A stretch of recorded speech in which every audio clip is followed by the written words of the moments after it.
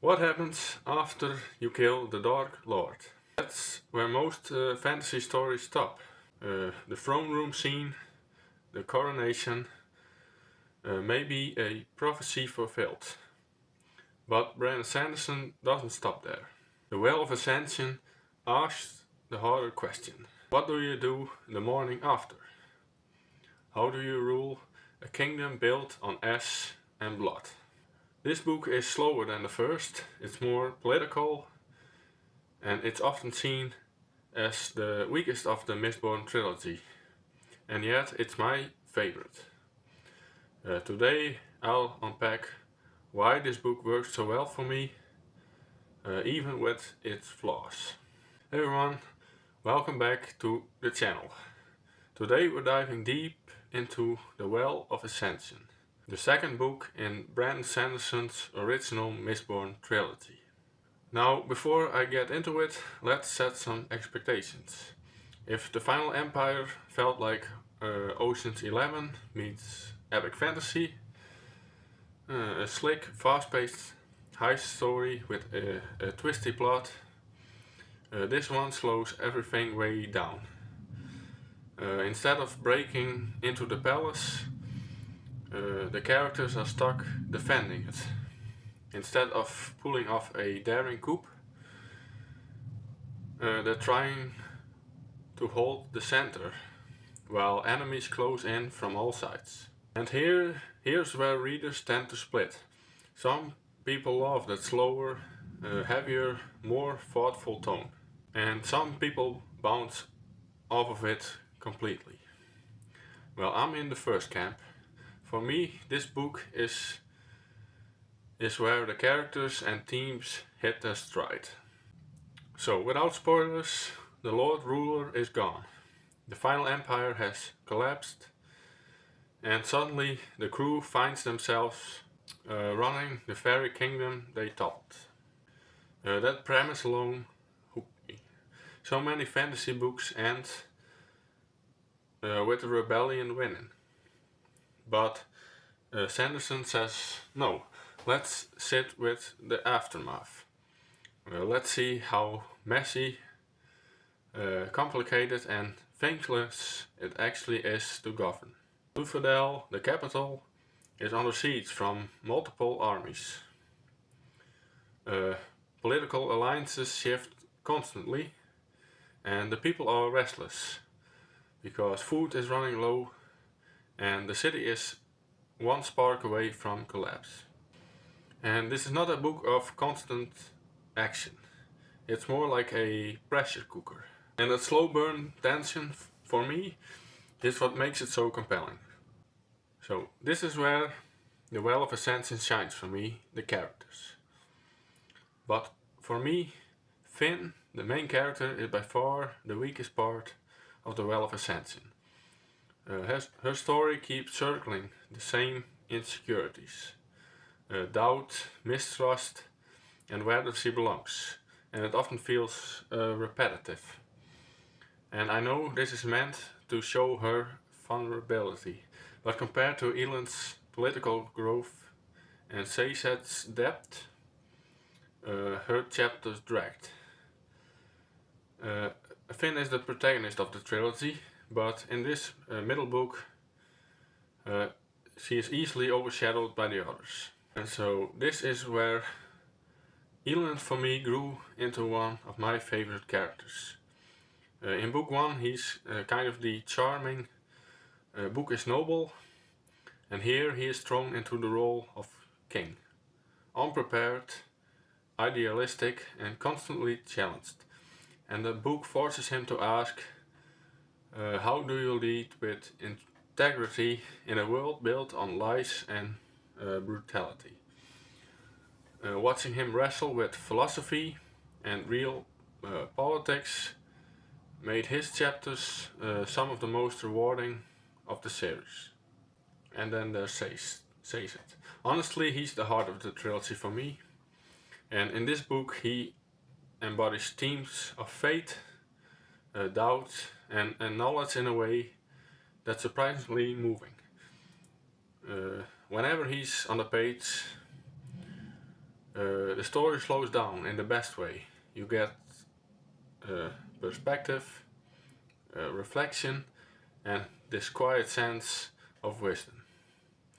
The crew from book 1 is still here, of course, but this really is Finn, Elend's and Sazed's book. Their struggles are what makes this one my favorite. And I'll say this, where the Final Empire gave us archetypes, the thief, the scholar, the mentor, the Well of Ascension gave me real people. Now let's start themes, because this is why I rank it above the other two. Elend's whole arc is about what it takes to rule. Is democracy possible in a world built on oppression? And can ideals survive contact with reality? And can compromise be strength instead of weakness? Those questions made me stop and think, far more than the magic battles ever did. Finn's struggles with belonging can feel repetitive, but for me they also made sense. She's caught between worlds, Scar and Noble, street thief and symbol of hope. And that tension is the beating heart of her story. And it worked for me better here than anywhere else. Through Sazed, Sanderson really starts to dig into the idea of belief in a broken world. What do you do when every god you know has been proven false? Do you abandon faith, or do you hold onto it for meaning? And this thread doesn't really pay off fully until later, but the seeds here are some of my favorite moments in the whole trilogy. And these themes gave the book weight. It wasn't just about plot, it was about questions I kept chewing on long after I finished. And this book also deepens the world in ways I loved. The seeds itself expands our sense of the Empire overall. We're not just looking at Luthadel anymore. We're looking at rival kings and armies and the fragile balance of power. And then Sanderson also introduces the Colossus and the Kandra. I won't spoil the details, but these two editions are some of the more creepy and more fascinating parts of the trilogy. And of course, elemancy, the magic system, also expands.